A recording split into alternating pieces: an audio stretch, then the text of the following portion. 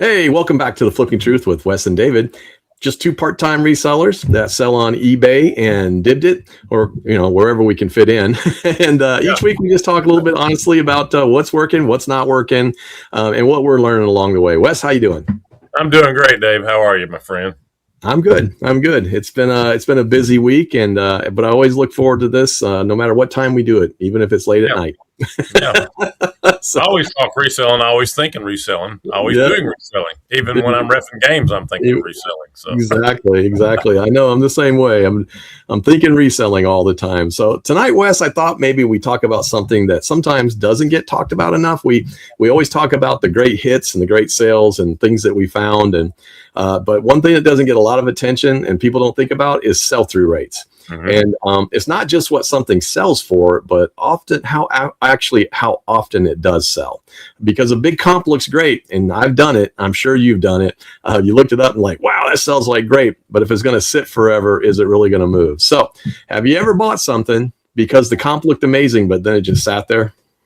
I have, and I've got a whole lot of somethings. So I'm not going to name one specific something, but I have Johnny on our podcast, the Founders Flippers Resale Podcast, calls me a curator. I'm like a museum holder. Yeah, I kind of feel like, though, for resellers, the sell-through rate means like the heartbeat of your cash flow. Mm-hmm. And if it's not flowing, what are you really doing it for? Because it's an important thing. Now, the question is, though, Dave, is it more important to full-time resellers versus part-time resellers? That's a good question. And personally, for me, I think it's a two-sided sword. So for part-time resellers, it makes the biggest difference for us because of how much space we have. I don't have a shed and I don't have, I have everything stored in bins in my garage. As far as what that goes, is it's a challenge to find stuff. I've got stuff stored in bedrooms and everywhere else. So for me, I got to turn stuff over as fast as I can. This wasn't something I did in the very beginning because I didn't really understand sell-through rates when I was buying. But I think for a full-time reseller, in my opinion, is because I'm not one, I would think that they'd also want to turn things over fast because it keeps their cash flow going. And if it's the only thing they're relying on as a full-time seller. So I think it's important for everybody. Although I do think part-time or full-time, you can have some stuff that sits. It's really about the fast nickel or the slow dime, right? I mean, if you're going to go with fast nickel, you're turning stuff over really quick. You are, moving that stuff out the door. You're not making your maximum profit. But if I have something that I know is going to turn a really good profit and I'm willing to hold on to it for just a while longer, I'll see if I can get that highest comp. And now I'll give it some time. What I have learned is I only give it so much time. Give it 10 years or 3 years. I do have stuff in my inventory that I've had over 3 years.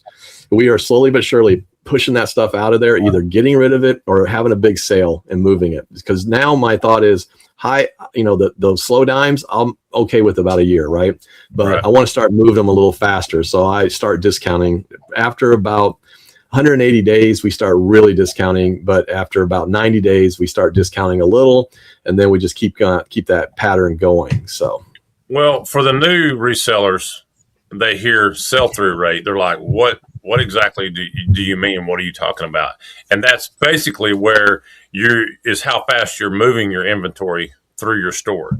Right. Is it going to become, and I jokingly say this, like a museum piece that sits up there and collects dust, or are you going to be able to matriculate it and move it down the road and get it out and get it sold? So sell-through rates are very important if you're going to get serious about your reselling business. Right. I think it's important to, especially if you're a part-time reseller, to be honest with you. I mean, again, you're the same way as I am, Wes. You only have so much time to go out sourcing. You work full-time. I work full-time.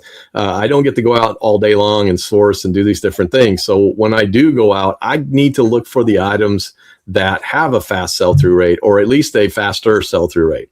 I mean, and there's different levels, honestly. There's some slower things, obviously, if the sell-through rates are a little bit lower.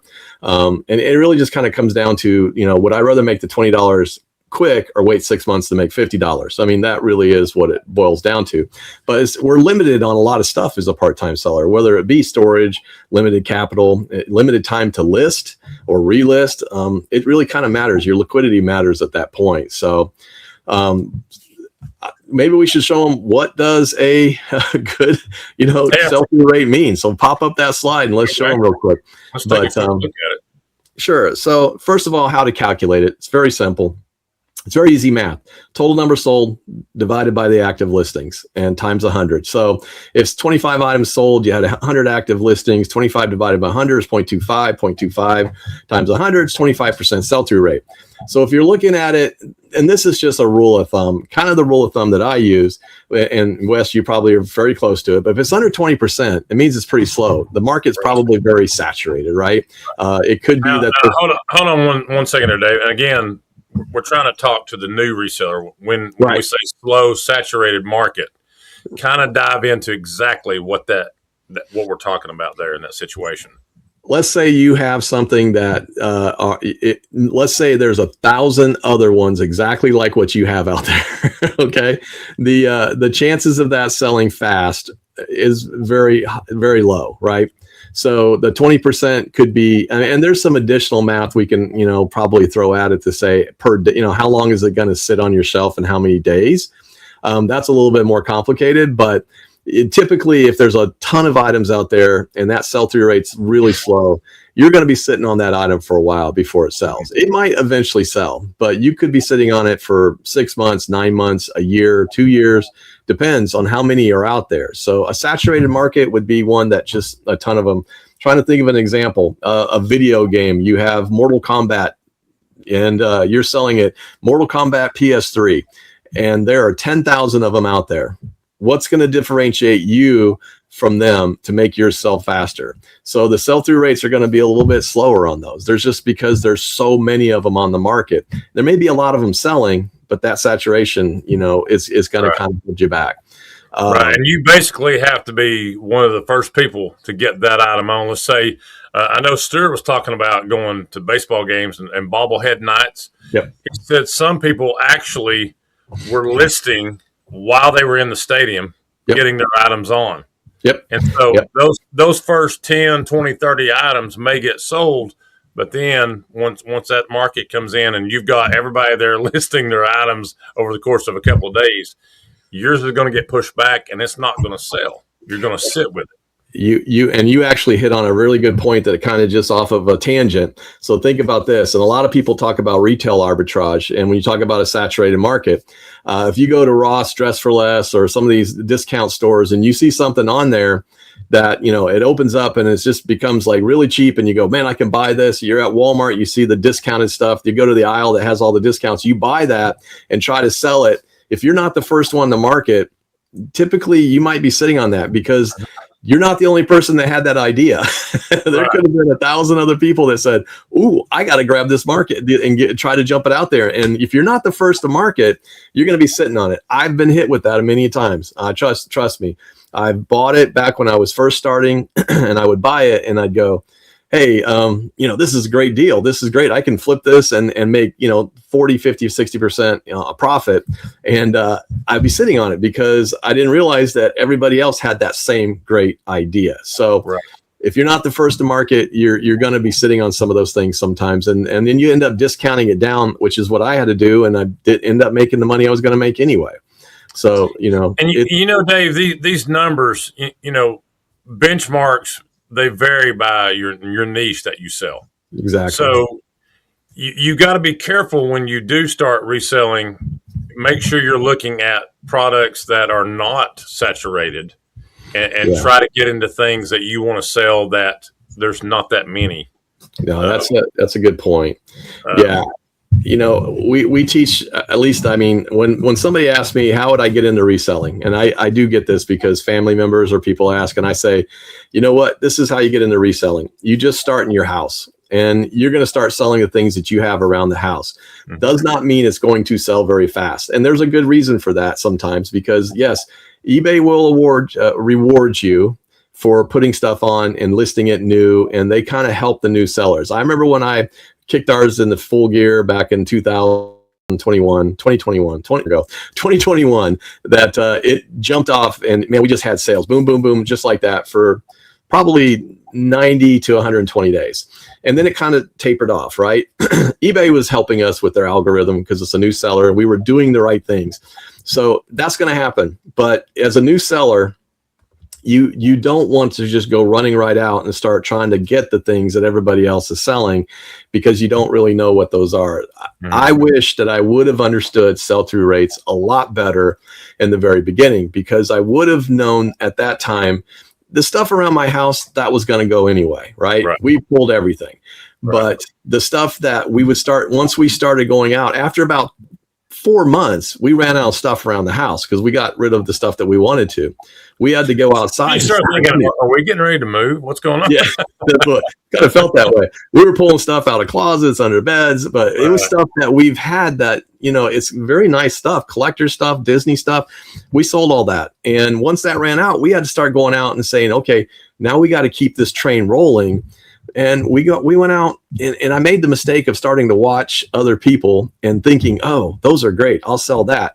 That's not always going to work. It's not always going to work in your market. It's not always going to work for you. You may not know how to list it properly, but what you can do is just be smart about it. Understand sell-through rates. Look at how many are listed, how many have sold, and really look at that for the past 90 days. You can look at it for the past 30 days and really get a good idea. But I always try to look at it for the past 90 days. Your phone is your best tool when you're out garage selling and you're brand new, because you can look at it and say, wow, there's 100 of those, but 200 have sold. I want to jump on this, right? But you're looking at something, 100 of them out there, but only 2 have sold. You might want to avoid that. And I didn't learn that lesson until quite a while later. And that's why I have stuff that's still been here for 3 years, right? So how have you shifted though, Dave? Where is your percentage that you would like to be as far as moving forward with your sell-through rates? I'm for primarily most of the stuff that we get now, we're in the 50%. Now, I do have some collectibles. I sell comics, but I sell high-end graded ones, CGC and all that. Those do tend to go a little slower. It takes that right person to buy them, because I'm not giving them away. I'm not putting them at the lowest price. But mostly I try to stay in the 50% plus to move stuff fast, right? I figure 50% is a strong market. It's a good market. You can move stuff fairly quick at 50%. 30 to 50% is probably where a good majority of my high-end collectibles are, some of the higher-end comics that I have. And they will move. Sat on a CGC comic for a year before it sold, but I sold it for good money. So it's that I don't try to have anything in the 20% range. If I have something that's low like that, I'm going to promote it. I'm going to reduce it. I'm going to do something, or I'm going to take it and sell it in a different market, take it from eBay and put it over on Dibdit. So I do that with a lot of my raw comics, stuff that I've been listed for a while. I'll just move it to a new market. So I have some other avenues to do that, but I like to stay in that 50% plus range, right?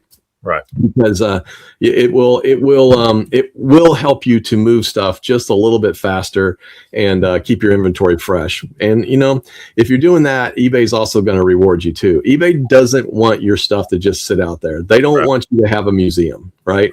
So they're going to have a museum, have it behind you on the shelf. Exactly. That's exactly the place to keep it. I'm sitting there looking at our chart here, though. Under 20%. That was me when I started, and just like a lot of other people, they didn't understand what sell-through rates were, what it was all about. I would say I'm in the higher end of the healthy demand. I'm probably about 42 to 45% realistically. Right. And I'm being real about it. I'm trying to get to that 50%. But being a part-timer and everything that I've got going on and all the irons in the fire, like tonight I told you I just got back from reffing the ball game, and here we are videoing. But this stuff matters. I mean, if you're going to get into the resale pool, bring some of this math with you and really do your homework and learn how to do this stuff. And right here it says why it matters: shows demand strength, predicts inventory speed, avoids the dead stock. That's one of the big ones for me. I don't have a lot of space to put my stuff. So this spring is really going to be an overhaul of my entire store. I've already, once basketball season ends, I've already got that on the table. I'm going to fix a lot of my early mistakes, my learning lessons, not mistakes. No, that's a good plan. Well, I mean, do you look at your total number of what you have in your inventory compared to what, I mean, here's what I say. Do you look at what, at the end of the year, how many items you sold compared to what you listed? Have you noticed a number like that? Because I looked at it last year and I actually sold more items than I listed, which we're way into the 1,500 items. So I have about 1,100 items in my store. So we are turning over inventory. There are always going to be some in there that we're not turning over very fast. That's just kind of sitting in there. But I kind of look, and that's a good way to judge something at the end of the year to say, am I selling? Am I turning my inventory over fast enough to make some money and do some stuff? It makes a difference in a lot of stuff. If and not to get into accounting, but it does make a difference if you're accrual accounting or if you're in cash accounting, right? So, so turning that inventory over fast if you're in accrual is the right way to do it. But so that's something to kind of look at too. Is kind of look at how many items are you selling compared to how many you've been listing.